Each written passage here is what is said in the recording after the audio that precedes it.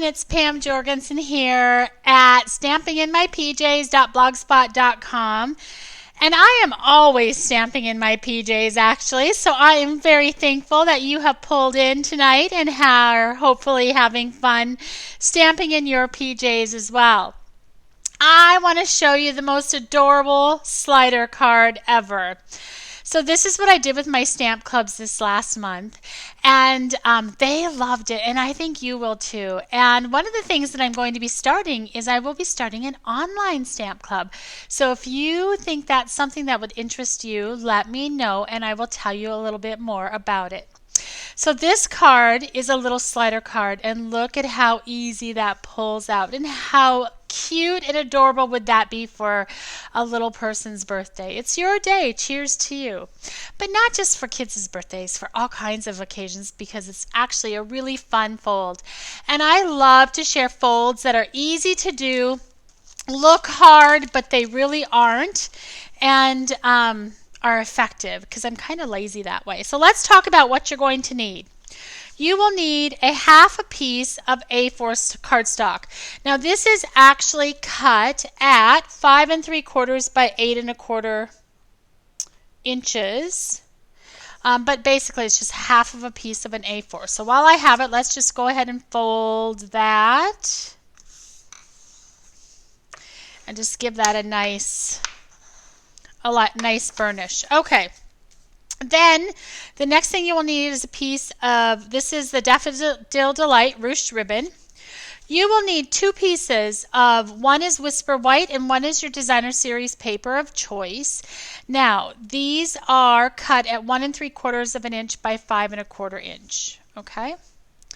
You will have 2 pieces of cardstock. Whoops, I only see one here. Hold on, but that's okay. I'll tell you the measurements anyway.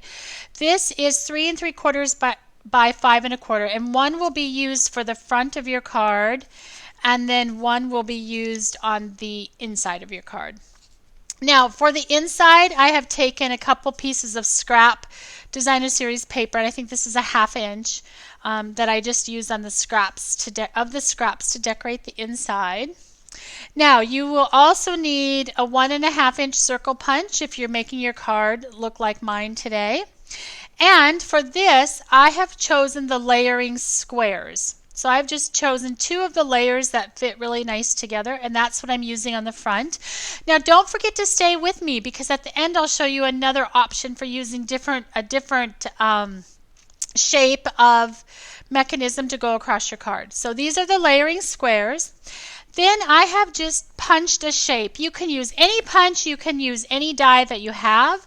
The secret is that it has to fit behind the largest shape that you are going to have on the front of your card. So in this case, I have the Grapefruit Grove square in the back, and this would be fitting behind that. Okay, so that's the only secret. You can use something that you've scrapped or you've punched, or you've had an extra die cut and it's sticking in the back and it's left over. Okay, and then I will also be using the Birthday Bonanza designer series paper, which is retiring, which is so sad because it's so cute. Okay, so let's start first with the mechanism. So I'm going to be pulling out these 2 pieces. So this is your 3 3/4 by 5 1/4 inch piece. I will also be using the classic label punch. Now you may have the modern label punch, and that will work as well. So that one's an old retired one. So what I'm going to do is I'm going to stick this piece of cardstock into my punch, and you can see on the right side there's about 1/4 inch, and I am just going to give that a punch. Now I'm going to slide that down to the opposite end and leaving about 1/4 inch and making sure that that is flush against the back of my punch. I'm going to punch it again. Take that little piece out. Now you may be able to see it. See how I have those 2 little tiny tabs in there? Just slide your punch back in and you should be able to trim those out without a worry. Or you can trim them with a pair of scissors. It really doesn't matter. Okay, so what are we going to do now? We are going to take this 1 3/4 inch piece of paper, and I am going to center that so that it's about equal on both sides of that cutout shape that I have. I'm going to take my card base and I'm going to center that white, this white bit, whoops, right like that. And remember, I want this centered on either side of that punched shape. So I'm going to slide that back in because mine came out. And this time, I am going to line that up with the right side of my card. See that? Because we need to give people a clue that they need to pull that little piece out. So what I'm going to do is I'm just going to grab it without that shifting. I'm going to flip that over. Now I'm going to leave this piece of cardstock here so you guys can actually see what I'm doing. So I've been really careful not to let that piece slip. Now for today, I am going to be using the black dimensionals just so you guys can see where I'm placing things.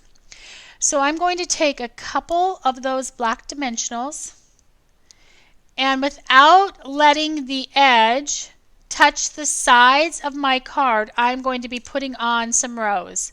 So hold tight for a minute while I do that.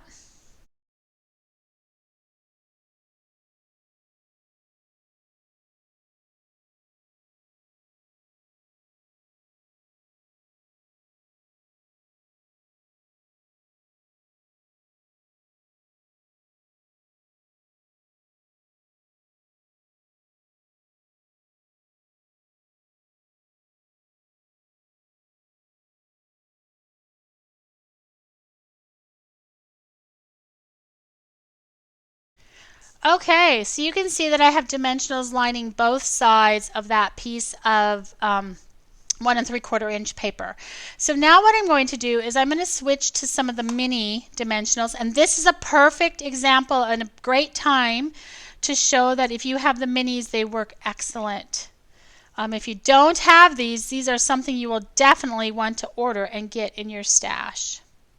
All right, so this time I'm just going to take 3 and I'm going to put them down against the edge of that piece of cardstock. Whoops, let me get that one going the right direction. Being tricky, there we go. Okay. And basically that's going to act like a bumper. Now I am going to add an extra dimensional here at the top. Just while I'm doing the back. Okay, so now we're going to come back to the front of our card. I'm going to set that piece back down, make sure everything's where I want it to go. Yep. And this time over on the left side of our window, making sure that everything is still lined up. Okay, so we have our card laid down, we have our little pull-out tab right there. I am going to take a little mini dimensional and I'm going to stick it down in the end of that hole. I'm going to peel that up, peel off the cover, and I'm going to line another one up exactly on top of it. But this time I'm not going to peel that cover. Okay, that is going to prevent our slider from coming out the right side of our card. All right, so what I recommend now is that you actually just peel up perhaps the bottom of your card first, the dimensionals. It'll be a little bit easier that way for you. Lay that down onto your card front, making sure that everything is where you want it to go. Whoops. And this is why we do only part of it at a time. Put that back in there.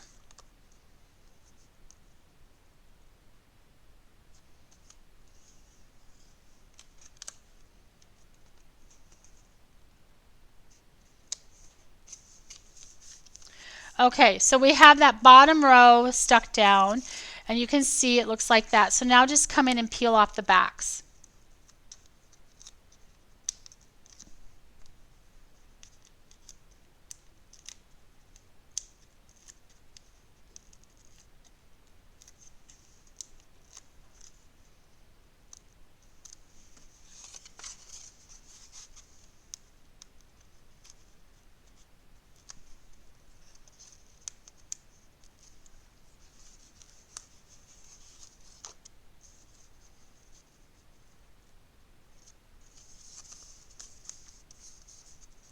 And there we go. We have our little sliding mechanism, right? Okay, so what I'm going to do right now while I'm thinking of it is I'm going to grab a small hole punch, and I am just going to punch right there. And I'm also going to go ahead and tie in my ribbon while I can.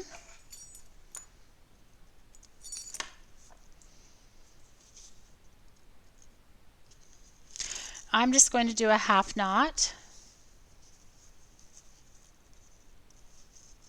And we're just basically giving people a hint that there's something there that they are going to need to pull out.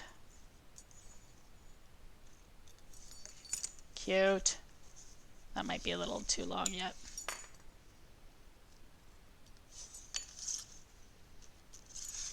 There we go. So there's our sliding mechanism. All right, so now, whoops, what's next? So what we're going to do next is we are going to take our shape, so whatever shape you have, you need to determine where you want your layer shape to be. So on this card, you can see that I have it on the left side. It pulls all the way across my card. Okay, so I'm going to do the same thing. I'm going to look at that, where I want that to go, because that determines where I place my extra bit, my sliding mechanism. So I know that my sliding mechanism needs to go about right here. So I'm just going to hold my fingers there and using the baby dimensionals, and if you don't have these, just cut some big dimensionals in half and stick them down in that word window, that little window hole. If you cut them, or even if you don't, make sure that the adhesive is not touching the sides of that little windowed area. Okay, so I know that this punch holds about 5 dimensionals, so I'm going to go 5 dimensionals wide. I've peeled off the covers as I went, and now I'm just going to put that little sliding mechanism down. So it's nothing fancy, so I'll put this behind it just so you can see. Nothing fancy, and I have it up higher because that's going to end up covering that piece, okay? All right, so the next thing is actually not to even put on that piece that I just showed you, but we are going to put on our cover. So we hide all these working mechanisms. I say this is the card that I use more dimensionals on ever. So what we're going to do is we're going to put dimensionals on the back, but only along the bottom of that card. Okay, here we go.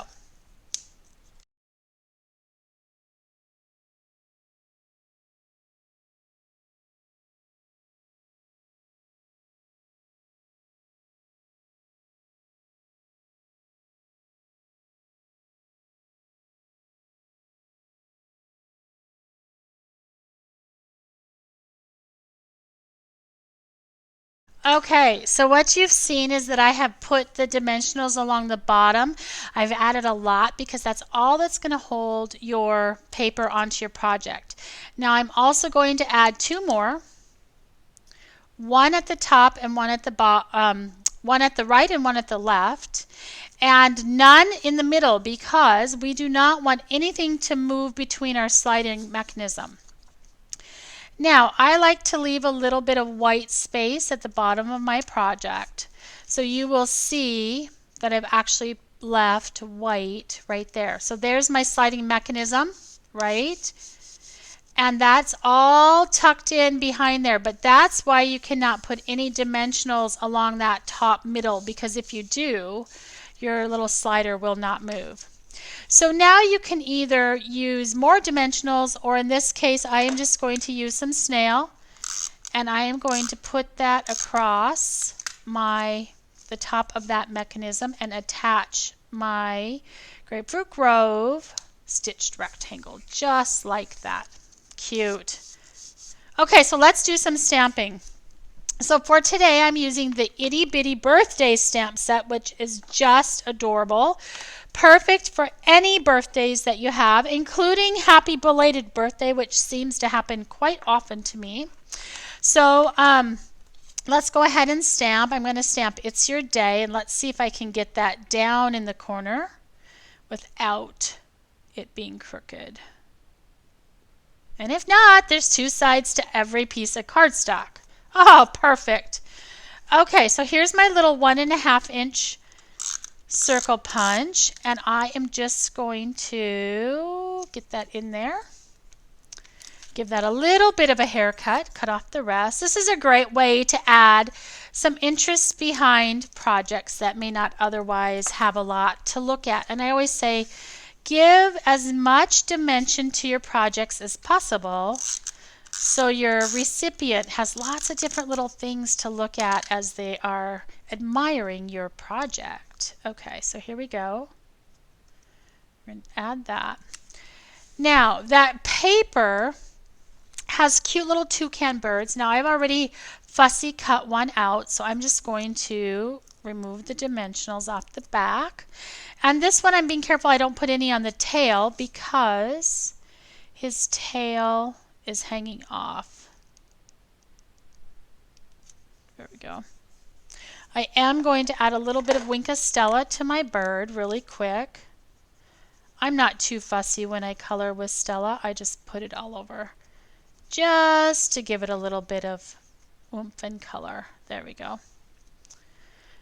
All right, so to finish your card, you could add gems. You could even stamp here before you put it down if you want, but I want to stamp on this inside pullout. Now, I do it after I actually stamp and put it together, only because I'm not quite sure where it's going to be perfect to stamp. So let's see if I get it straight. I always hold my breath now. Oh, perfect. Cheers to you. Look at that. How cute is that? Woohoo! And then once again, you could go ahead and add some gems. And I have just stamped an insert as well. Cute, cute. Okay, so let's have a look. I hope you've liked that card, actually. I know I do. So let's have a look at another one that I did. This was using the magnolia paper, which is retiring as well. A little bit of our twine or our ribbon.